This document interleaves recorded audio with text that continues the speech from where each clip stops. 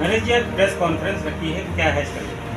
आज press conference करने का मकसद ये है कि हरियाणा के अंदर जो एक याशी कंपनी को नगर निगम द्वारा पूरे हरियाणा में ठेके दिए गए थे, उसके घोटाले की रिपोर्ट आई है। और इस सरकार ने, भाजपा सरकार ने कैसे घोटाला किया और कौन कौन इन्वॉल्व थे उसके अंदर, वो पूरी रिपोर्ट आज प्रकाशित की गई। और उसके अंदर बड़े बड़े अधिकारियों के नाम थे, कम से कम 12 अधिकारियों को इन्होंने क्लीन चिट भी दे दी थी उसके अंदर। फिर उच्च आयोग की कमेटी जब बनी, उसके अंदर जब पता चला कि इसके अंदर तो ये सारा फर्जीवाड़ा उन अधिकारियों की मिली भगत ऊपर के अधिकारियों से हो गई। अब ये यूसीबी के थ्रू एक और रिपोर्ट जारी करी गई है, जिसके अंदर मैं आपको बताता हूँ। ये गुजरात की कंपनी थी जहाँ से माननीय मोदी जी आते हैं, क्योंकि सारा कुछ गुजरात में जा रहा है। यहाँ फरीदाबाद में हुआ घोटाला, उसके अंदर पूरा बताऊंगा मैं आपको घोटाला क्या था। इसके अंदर 63 करोड़ रुपए बिना वेरिफिकेशन के कंपनी को बांट दिए गए। ये तो एक छोटा सा आंकड़ा अभी एक जगह का निकला, जिसके अंदर से सिर्फ बिना वेरिफिकेशन के इनके अंदर। और इसके अंदर 2017 में ये सर्वे शुरू किया गया था पूरे हरियाणा के अंदर, खट्टर साहब ने शुरू करवाया था। और इसके अंदर आपको पता है कि हर घर के लिए 200 रुपये चार्ज कंपनी को दिया गया है कि एक प्रॉपर्टी का सर्वे करना है, और उसके लिए 200 रुपये कंपनी को उसके लिए पेमेंट किया गया। अब ये किया कितने शहरों में गया? 88 शहरों में किया गया, जिसके अंदर 42,70,449 प्रॉपर्टी का सर्वे करके कंपनी ने दिखाया, जिसके अंदर ये फर्जीवाड़ा हुआ। और टोटल आपने देखा कि 8 लाख से ज़्यादा प्रॉपर्टी मालिकों ने इसके अंदर कंप्लेंट दर्ज करी। 18,74,000 की फर्जी, किसी की प्रॉपर्टी के ऊपर कोई रह भी नहीं रहा, खाली प्रॉपर्टी पड़ी है, वो किसी और के नाम पे दर्ज कर दी गई। किसी का प्रॉपर्टी का मालिक है जिसकी 50 गज की प्रॉपर्टी थी, उसका 20 गज दिखा दी। किसी के अगर 500 गज की प्रॉपर्टी थी, उसके 100 गज दिखा दी। फिर इसके अंदर फर्जीवाड़ा कैसे कहते हो आप? अब वो प्रॉपर्टी को सही करवाने के लिए जो बीजेपी और जेजेपी की मिली भगत थी, अब वो लोग आए सामने और उन्होंने, आप नगर निगम के अंदर प्रैक्टिकली आप लोगों से पूछता हूँ, आप लोगों के पास बहुत शिकायतें आई, बिना पैसे दिए वो सही करवाना भी नहीं हो रहा है। उस आप किसी से भी पूछ लीजिए, हरियाणा के वासी से, गुजरात की कंपनी लूट के चले गई और फिर अपनी चीज को ही सही करवाने के लिए आपको पैसे देने पड़ रहे हैं। इसका एक बात और आपको बताऊंगा, एक बार नहीं कई बार पैसे दिए। यही तो कह रहा हूँ ना, ये घोटाला, इसकी जांच जो है बड़े उच्च अधिकारी हाई कोर्ट तक होनी चाहिए। आम आदमी पार्टी की सरकार बनते ही सबसे पहले याशी कंपनी चाहे गुजरात के अंदर हो, उसको अंदर पकड़ के लेके आएंगे, हरियाणा की जेल के अंदर डालेंगे। सबसे पहली बात तो कोई गुजरात का आके यहाँ से हरियाणा का पैसा लूट के कैसे चला जाएगा? क्या देश के अंदर यही चलता रहेगा? क्यों हरियाणा वासियों को ये काम नहीं मिल सकता था? क्या हरियाणा के लोग नहीं कर सकते थे? क्या हरियाणा का ठेकेदार नहीं कर सकता था? हरियाणा का पैसा, क्या इतने नाकारा निकम्मे हुए क्या हरियाणा के लोग?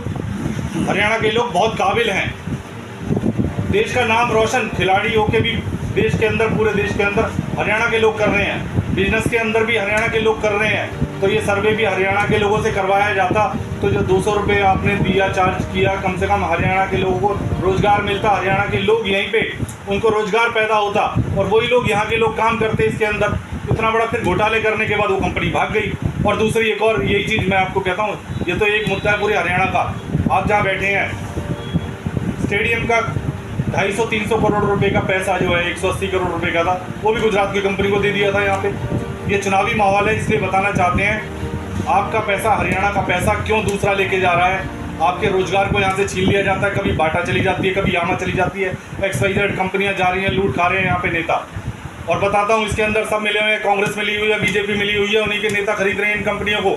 आपका रोजगार आपके क्षेत्र को नहीं मिल रहा है।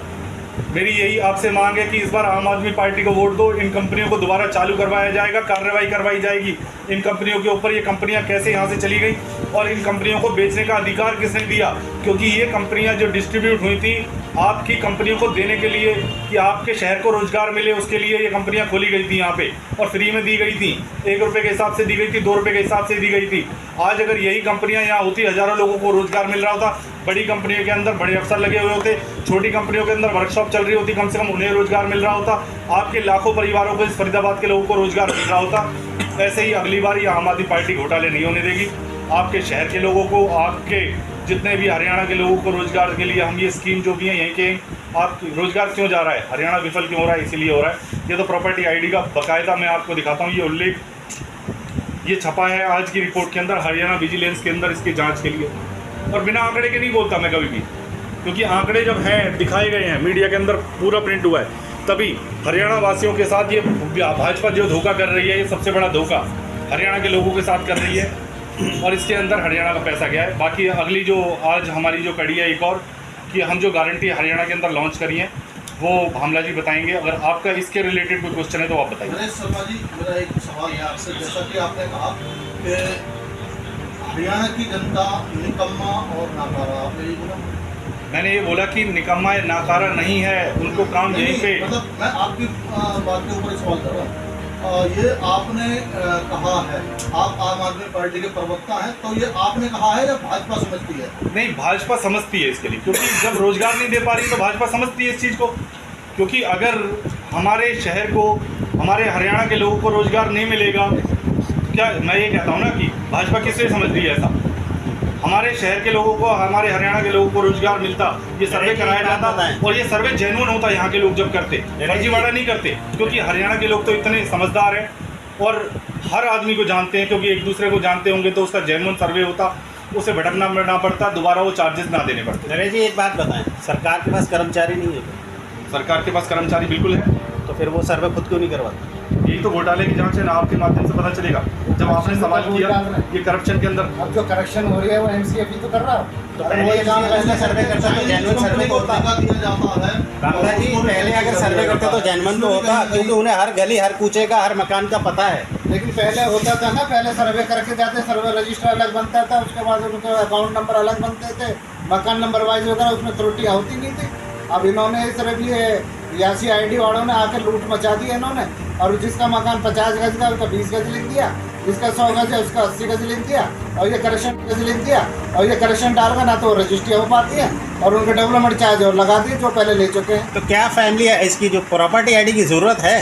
प्रॉपर्टी आईडी की जरूरत है सर अपनी प्रॉपर्टी के लिए है कि भाई जो रजिस्ट्री वगैरह कराते हैं ये अप्रूव्ड एरिया के लिए होती है, तो इसमें अनऑथराइज की रजिस्ट्री नहीं हो सकती अगर आपकी प्रॉपर्टी आईडी नहीं है। Approved properties in approved area. हाँ जी, ये उसलिए बनाई गई है। उसमें एक प्रॉपर्टी का ब्यौरा भी आ जाता है एमसीएफ के आपके, इस पर कितनी प्रॉपर्टी है, ये सरकार की अपनी चाल है। चलिए, अब ये आप कुछ जानकारी दे रहे थे इसकी गारंटी और की। एक चीज़ और, आम मैं विजेंद्र भामला, जिला अध्यक्ष ओबीसी फरीदाबाद। अब मैं आपके सामने अरविंद केजरीवाल की गारंटी लेके आया हूँ। कितनी गारंटी? हमारी गारंटी है इसमें 300 यूनिट आपको हम फ्री देंगे, और जो पुराना बिल कोई बकाया आपके पास है डोमेस्टिक का, ना कि इसमें कमर्शियल का नहीं है, इसमें सिर्फ डोमेस्टिक है, वो 300 यूनिट हम देंगे, और जो डोमेस्टिक कोई पुराना बिल आपका है हमारी सरकार का वो फ्री होगा। जो पिछला बकाया वो माफ इसके साथ हम एक गारंटी कार्ड भी देंगे आपको। क्या लिखा है इस गारंटी कार्ड? गारंटी कार्ड में इसमें ये 9 से सारे, आप इसको फोकस कर लें जरा एक बार, ऊपर करें। और ये हमारे वॉलंटियर्स जो भी है घर घर जाके लगभग कितनी गारंटियां हैं इस कार्ड में? इसमें सिर्फ इस कार्ड में 2 गारंटियाँ हैं। 300 यूनिट बिजली फ्री देंगे हम, और पुराना बिल कोई बकाया है तो डोमेस्टिक वो माफ़ करेंगे। किसानों के लिए भी है ये, किसानों के लिए। तो इससे नुकसान नहीं होगा? जो पुराना बकाया जो भरना नहीं चाह रहे लोग उनको माफ़ कर देंगे? अरे भाई साहब, जब 200 करोड़ के घोटाले हो रहे हैं, इलेक्ट्रल बॉन्ड के थ्रू आप पैसा लुटाया जा रहा है, तो इससे तो सर कम से कम पब्लिक को तो मिले, पब्लिक का भला तो हो। जो मोटे मोटे सरमाएदार हैं वो पैसे को हजम करके चले जा रहे हैं। भामला जी, आप ये गारंटी कार्ड लॉन्च कर रहे हैं बिजली को लेकर। NIT 86 के अंदर 100 मीटर का दायरा आता है एयरपोर्ट, जहाँ पे मीटर ही नहीं लग रहे, वहाँ कैसे करेंगे? हमारी सरकार आएगी तो हम उसको अप्रूव करेंगे और वहाँ मीटर भी लगवा के देंगे। बहुत कुछ बताना चाहें इसके लिए? और हमारे एक स्मृति चिन्ह हमारी तरफ केजरीवाल की तरफ से होगा, ये जो हमारे हर गांव 16 गांव और 6 वार्ड मुझे दिए गए हैं, और उसमें हम जा जाके हम लोगों के, जैसे कोई सब्जी वाला है या कोई स्वतंत्र सेनानी है या कोई वहाँ पर वो एक सर्विसमैन है, समाज सेवी है, तो उनको हम जाके स्मृति चिन्ह देकर उनको पुरस्कृत करेंगे। इस स्मृति चिन्ह में एक जो है प्रतिमा है बाबा साहब डॉक्टर भीमराव अम्बेडकर की, संविधान निर्माता, और दूसरी तस्वीर है शहीद भगत सिंह, जो हमारे देश के लिए क्रांतिकारी थे, जिन्होंने देश आज़ाद करवाया था, आज़ादी में उनका और बाबा अम्बेडकर जी ने जो ये हमारा बनाया था, जो संविधान बनाया था, उस पर ये दर्शाता है कि आप संविधान से चलें और क्रांतिकारी बने और देश के लिए आप सेवा करें। तो आप क्या सोचते हैं कि जब चुनाव है विधानसभा के, तो आम आदमी पार्टी कहाँ अपने आप को मानती है?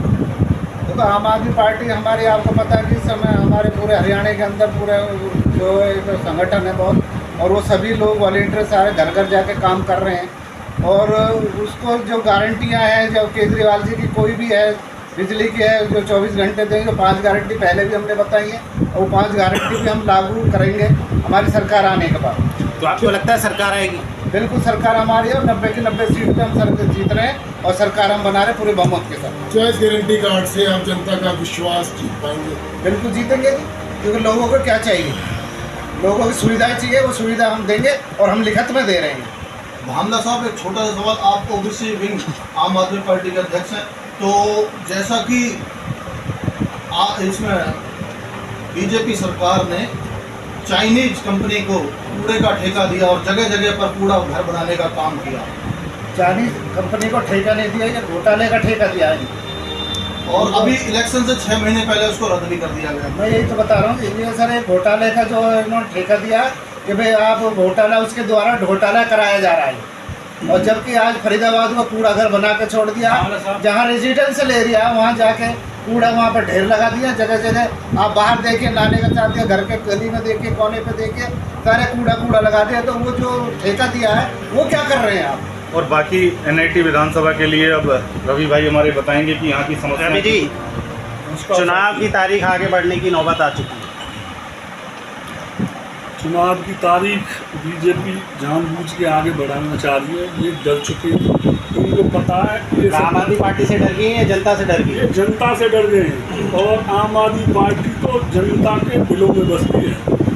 जब जनता से ये इसलिए डर रहे हैं कि इन्होंने 5 साल में फरीदाबाद को फकीराबाद बना दिया, ना तो कोई सड़क पक्की की, ठीक है जी, सेक्टरों में भी पानी भरता है, जो कि गवर्नमेंट की सेक्टर हैं, हुड्डा में जो काटे हैं उनमें भी सीवर के ढक्कन खुले मिल जाएंगे आपको, ठीक है जी, और गड्ढे मिल जाएंगे आपको। तो गड्ढे में जनता मिल जाएगी आपको, गड्ढे में जनता मिल जाएगी, गिर के मरती हुई जनता मिल जाएगी, और कोई देखने वाला नहीं, कोई पूछने वाला नहीं, कोई बोलने वाला नहीं, और जो बोलता है उसको तानाशाही रूप से दबा दिया जाता है। तो जो ये चुनाव होने वाले हैं, जो बीच में जो छुट्टियां आ रही हैं अभी चुनाव से पहले, उन छुट्टियों को मद्देनजर रखते हुए बीजेपी ने डर के चुनाव को आगे बढ़ाने के लिए चुनाव आयोग ने एप्लीकेशन डाली है। तो क्या डर है? वो डर ही तो बता रहा हूँ मैं, कि अगर छुट्टियां होंगी जनता तरस पे ज़्यादा से ज़्यादा तादाद में वोट देगी, और इनका एक निश्चित वोट बैंक है, ठीक है जी। पढ़ा लिखा नहीं, बेवकूफ़ जो कि तानाशाह को सर पे बिठा दिया, उन्हें ये नहीं पता कि हो क्या रहा, हर चीज़ प्राइवेट की जा रही है, हर चीज़ में वोट देगी, और इनका एक निश्चित वोट बैंक है, ठीक है जी। पढ़ा लिखा नहीं, बेवकूफ़ जो कि तानाशाह को सर पे बिठा दिया, उन्हें ये नहीं पता कि हो क्या रहा, हर चीज़ प्राइवेट की जा रही है, हर चीज़ प्राइवेट की जा रही है। क्या इससे पहले कोई और सरकार नहीं थी, या इससे पहले कोई और जनता नहीं थी? ऐसा क्या है कि हर चीज़ बेचनी पड़ रही है? ऐसा क्या है कि हर चीज़ को ये समझो सबको भाई उधर की कंपनियां चलाएंगी, एक पर्टिकुलर क्षेत्र की आएंगी कंपनियां, हर राज्य से वो पैसा लेके और अपने वहाँ पे चली जाएंगी। क्या हमारे क्षेत्र में ऐसी कंपनियां नहीं है जो अपने क्षेत्र को संभाल सके?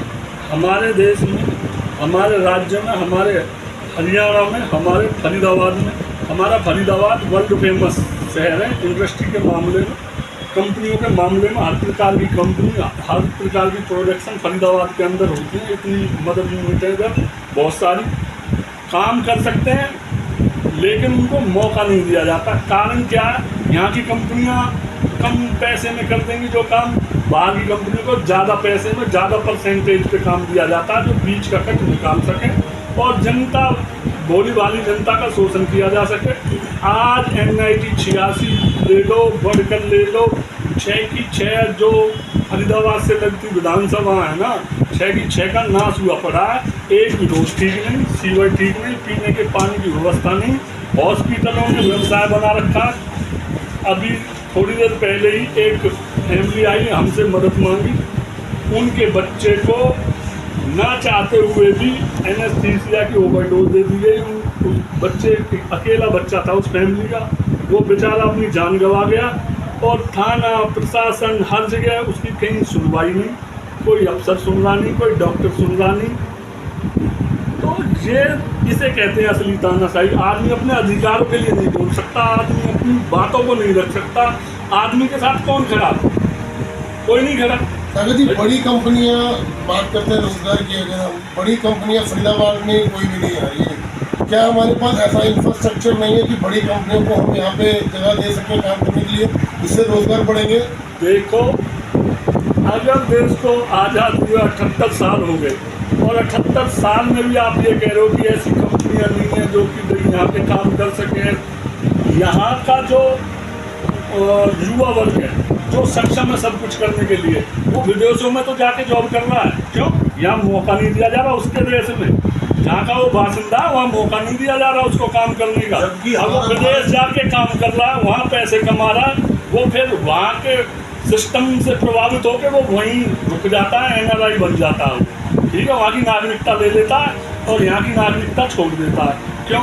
यहाँ पे जंगल राज है। जब तक कि जनता स्वयं नहीं जागेगी, स्वयं आवाज़ नहीं उठाएगी, ये जंगल राज बढ़ता चला जाएगा और आम जनता का, आम लोगों का जीना दुश्वार हो जाएगा। यहाँ पूंजीवादी संस्कृति है हमारे इधर हरियाणा के अंदर, जो पूंजीवादी लोग हैं ना, वो इस सिस्टम को चला रहे हैं, वो आम जनता का शोषण करते हैं, उन्हें दबा के रखते हैं। डागर साहब, अपने आप को कहाँ मानते हैं आप? NIT 86 के अंदर नीरज शर्मा है, सुनने में आ रहा है कि माननीय राज्य मंत्री जो सांसद हैं उनके बेटे भी यहाँ से लड़ सकते हैं भाजपा से।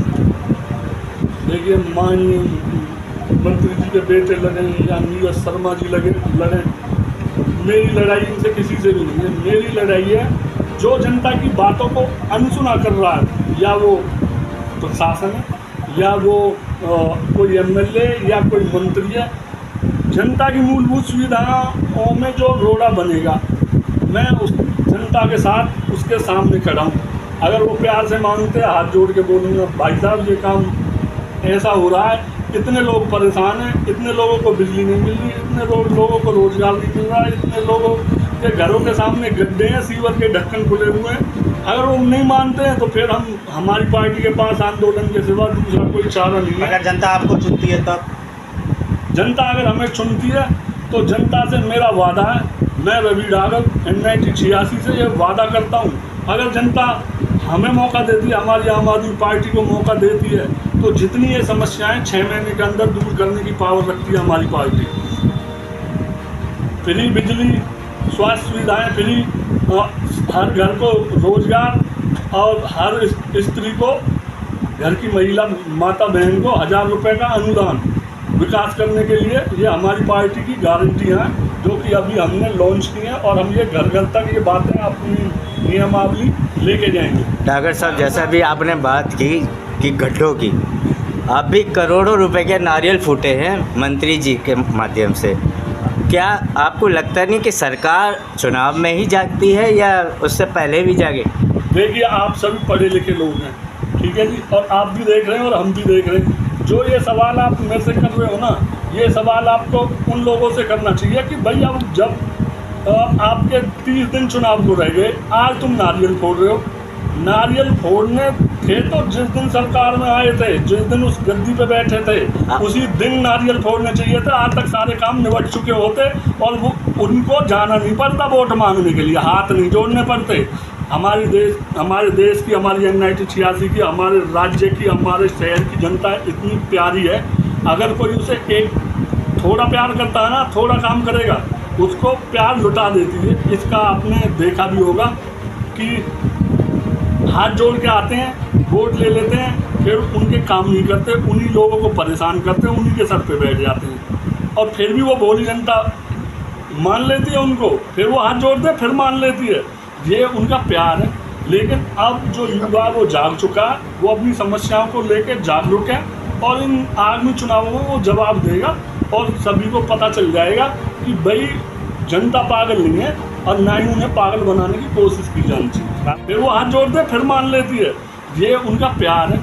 लेकिन अब जो युवा वो जाग चुका है, वो अपनी समस्याओं को लेकर जागरूक है और इन आगामी चुनावों में वो जवाब देगा और सभी को पता चल जाएगा कि भाई जनता पागल नहीं है और ना ही उन्हें पागल बनाने की कोशिश की जानी चाहिए। रामला जी कुछ कह रहे हैं। जैसा कि आपने कहा कि हमारे जो देश का युवा है वो विदेशों में जाकर जो है अपने व्यवसाय ढूंढ रहा है, तो क्या हमारा जो भारत देश है वर्ल्ड के तीसरे नंबर पर पहुंच चुका है, तो किस मायने में वो तीसरे नंबर पर पहुंच चुका है? देखिए, मीडिया बंधुओं से मैं कहूँगा कि मैं आपसे भी ये जानकारी लेना चाहता हूँ, मेरी जानकारी थोड़ी कम है, किस मायने में हमारा देश तीसरे नंबर पे पहुंच गया, मैं ये आपसे जानना चाहता हूँ, या कोई और पढ़ा लिखा बंधु उससे जानना चाहूँगा किस चीज़ में वो तीसरे नंबर पे गिन रहे हैं। हमारा देश आज उस हालत में है कि अगर जनता जल्दी ना जागी ना तो बहुत बुरा हाल होने वाला है इस देश के अंदर। रीज़न क्या है?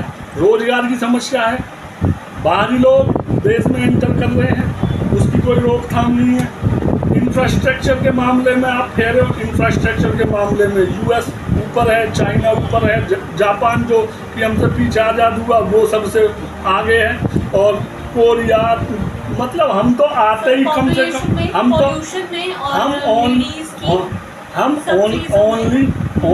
पोल्यूशन में और पॉपुलेशन में है जी, और साक्षरता में, ठीक है जी, इसमें हम तीसरे नंबर पे जरूर हैं। और ये ऐसा नहीं है, ये मिटाई नहीं जा सकती समस्या, लेकिन नियत होनी चाहिए। रामला जी कुछ कहना चाह रहे हैं। रामला जी जो प्रशासन में बैठे लोगों की नियत नहीं है, वरना तो हमारे देश में जितना खनिज है, जितनी चीज़ें हैं ना हमारे देश में, इतनी विदेश मतलब किसी देश में नहीं है जो किसी ने दिया हुआ है। मेरा हमारे जो देश में पहले ही जनसंख्या की कमी नहीं है और 1 करोड़ जो है बांग्लादेशी यहाँ पर जो भेजे जा रहे हैं, क्या उसका जिम्मेवार, अगर वो यहाँ पर आ जाते हैं तो महंगाई और बढ़ेगी, आम आदमी की जेब पर और फर्क पड़ेगा, उसका जिम्मेवार कौन होगा? जो बांग्लादेश की प्रधानमंत्री अपना देश छोड़कर भाग चुकी है, वो भी भारत आ गई है। देखिए, कोई भी घटना विश्व में कहीं भी होती है, उसका क्या हमारे भारत ने ठेका ले रखा है हर देश का? अगर हमारा भारत का व्यक्ति बाहर विदेश में जाता है तो उसको वीज़ा लगाना पड़ता है, टैक्स देना पड़ता है, हर चीज़ उसके लिए 10 गुना महंगी हो जाती है। और हमारे जो भारत में कोई विदेशी आता है तो उसके लिए सब कुछ फ्री है और उसको और पैसा देना। उसका जवाब मैं दे देता हूँ आपको। माननीय मोदी जी बांग्लादेश को इंडिया में मिला लें, जो उसका रोज़गार है वो वहीं के वहीं रहेगा, हमें कोई ज़रूरत नहीं पड़ेगी किसी को रोज़गार देने की और इंडिया में बुलाने की। उसको एक हिस्सा अपना इंडिया का बना ले और बॉर्डर क्रॉस करने के लिए अनुमति ना हो, उनका रोज़गार वहीं के वहीं रहेगा और वहीं के वहीं रहेंगे। चलिए, अगर सब मेरा एक सवाल है, NIT-86 है ये, और यहाँ पे जो है आबादी बहुत ही कंपनियों में काम करती है। मेरा बहुत महत्वपूर्ण सवाल ये है आपसे कि जो है सरकार जो अगर किसी को नौकरी लगाती है ना आज के डेट में, वहाँ 24,000 रुपये मिलता है मिनिमम वेज, और प्राइवेट कंपनी में कितना मिलता है? 13,000 रुपये। तो सरकार की दोगली नीति नहीं है ये? देखिए, अब इसके लिए मैं ये कहना चाहूँगा आपसे कि जो कि सरकारी ग्रेड है, ठीक है, उससे भी जो नीचे वेतन दिया जाता है, जो ये प्राइवेट कंपनियां ठेकेदारों को ठेका दे देती है, वो देती है हरियाणा ग्रेड, और ठेकेदार उनका पूछता है और सरकार मौन बनी रहती है।